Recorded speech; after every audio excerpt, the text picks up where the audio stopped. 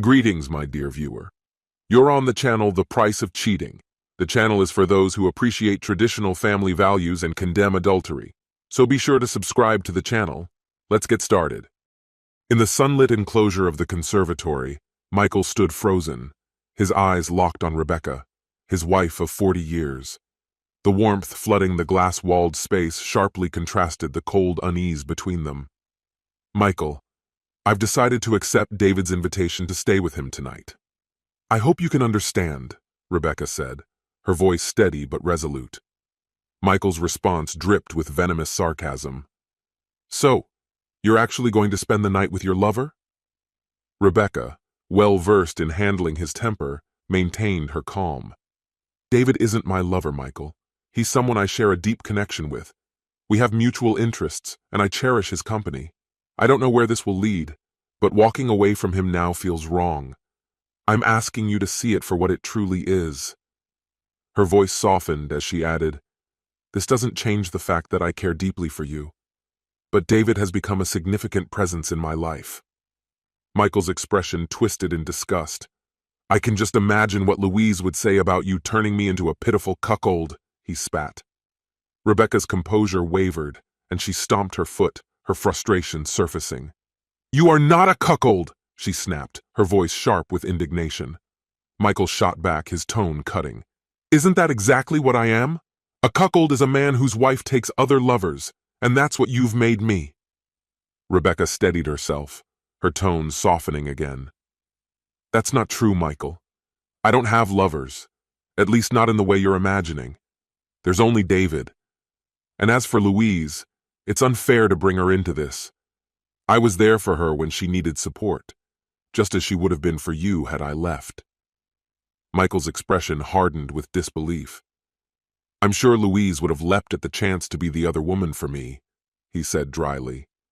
Without warning, Rebecca's hand connected with his cheek in a sharp slap that left him momentarily stunned.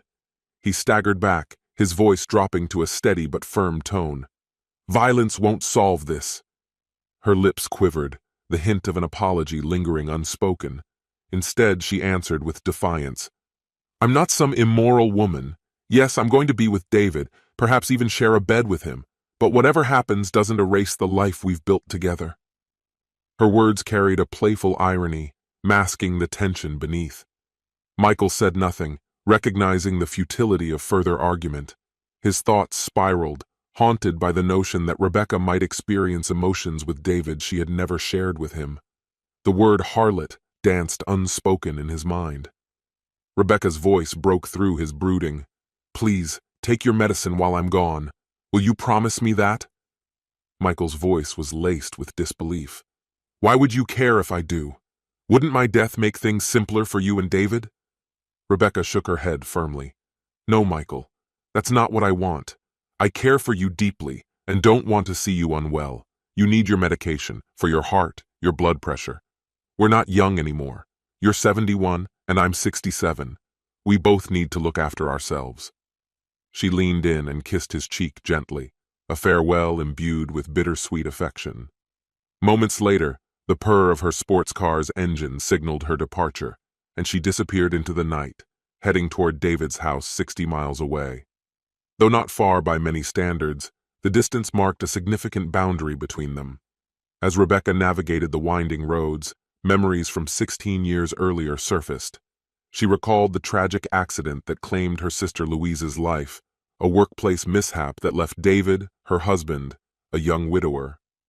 Rebecca had stepped in during his grief, offering solace that gradually deepened into something more. The moment their dynamic shifted was elusive, but one explosive confrontation with Michael had cemented it. When Michael uncovered the truth, his rage erupted like a volcano.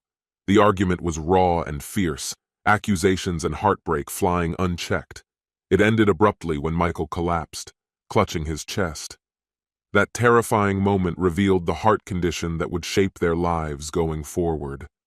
Rebecca had called for an ambulance in a panic, the scene etched in her memory.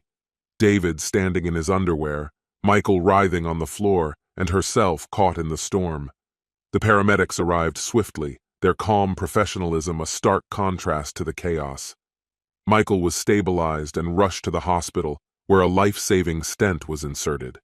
Despite everything, David chose not to press charges against Michael, an act of forgiveness that left lasting scars on all involved. Though Michael's body recovered, his emotional wounds lingered, festering with time. Rebecca, however, continued her clandestine visits to David, justifying them as acts of compassion. As the years passed, Michael's suspicions grew. Now, 16 years later, Michael sat alone in the conservatory as Rebecca drove off to another meeting with David. Surrounded by lush greenery and bathed in sunlight, he wrestled with the fractured state of their marriage. Though his health had deteriorated further, he concealed the extent of it, unwilling to let Rebecca think he was using it to manipulate her. As the June sun climbed higher, the conservatory grew unbearably hot. Michael, seated in his usual chair, drifted into a restless sleep. In his dreams he wandered a vast, endless desert, the scorching sands stretching infinitely. But the dream was short-lived. He awoke suddenly, the oppressive heat pressing down on him like a weight. Struggling to stand, he was overcome by dizziness and collapsed onto the cool tiled floor. The relief he expected from the stone never came. Instead, the heat seemed to radiate upward, smothering him in an unyielding embrace. He crawled toward the double doors leading into the living room, each movement sapping what little strength he had left. Rebecca had given him a Bluetooth pendant for Christmas, a device meant to keep him tethered to her phone. But now, in his most desperate moment, it mocked him with its silence as his calls went unanswered, diverted straight to voicemail. "Help!" he croaked, his voice barely more than a whisper. His jacket with the phone inside lay cruelly just outside the living room, a lifeline he could not grasp. Driven by sheer will, he inched closer to the doors, clinging to a fragile hope. Out of the corner of his eye, a flicker of motion drew his attention. He turned his head and saw a familiar figure in the conservatory, Louise, his sister-in-law, her face a mixture of warmth and concern. "Louise?" he murmured, a glimmer of hope breaking through his pain. "It's me," she said softly, her voice steady and kind. Her eyes, bright with emotion, held a mixture of compassion and urgency. "What's going on? Why are you here?" "I came for you, dear brother-in-law," she replied with a gentle smile. "Come now, get up." She always called him Mikey, a nickname infused with a casual affection that felt grounding in that surreal moment. She extended her arms toward him, beckoning him to rise, but as he struggled to lift himself, a chilling realization dawned on him. His body lay motionless on the conservatory floor. The shocking truth struck him like a lightning bolt. "I'm dead, aren't I?" The thought echoed in his mind as he recoiled from her outstretched hands. Louise's solemn nod confirmed his fears. "Yes," she said gently. "You've crossed the threshold. It's time to come with me." Her expression softened as she continued. "I've been granted special permission to guide you to the other side. I'm so sorry for what Rebecca and David did to you. You deserved so much more." Her tone carried both sorrow and warmth. "You were right all along. I would never have betrayed your trust the way Rebecca did. Not because I didn't see your worth, but because loyalty matters more than fleeting temptation. Let's be honest, Mikey. I'm not your wife." Her teasing smile briefly lifted the somber mood.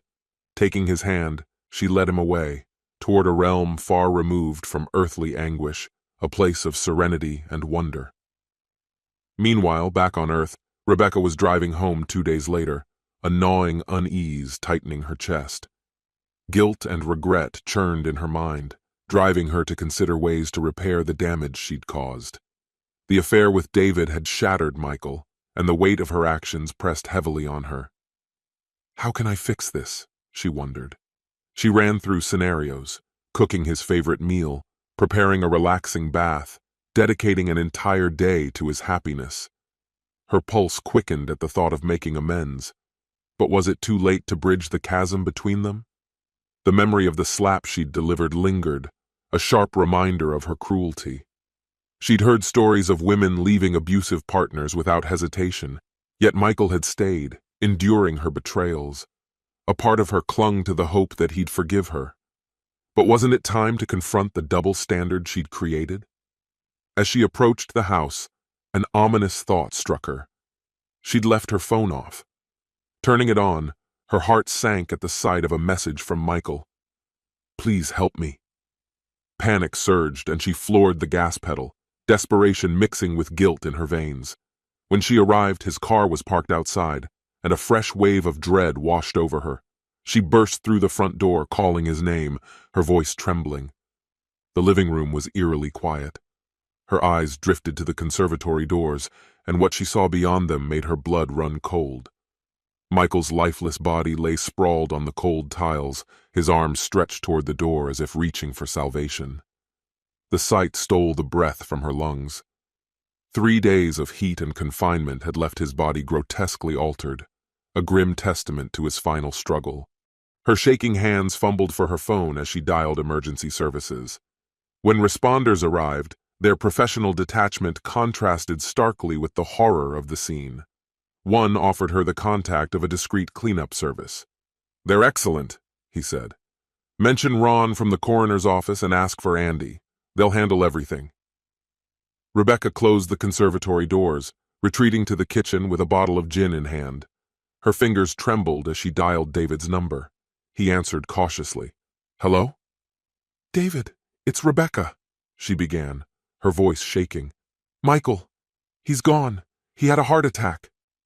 Before David could respond, another voice interrupted, sharp and accusatory. "David, are you talking to that woman who let her husband be humiliated? Hang up now! You're supposed to be with me, not wasting time on her."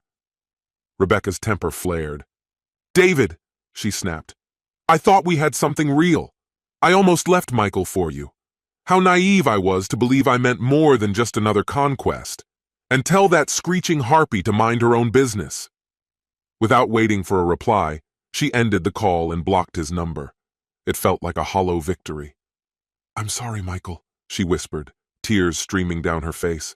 "For everything, for hurting you, betraying you, all of it." Her sobs came in waves, mourning her husband, her late sister, and the selfishness that had wrought such devastation.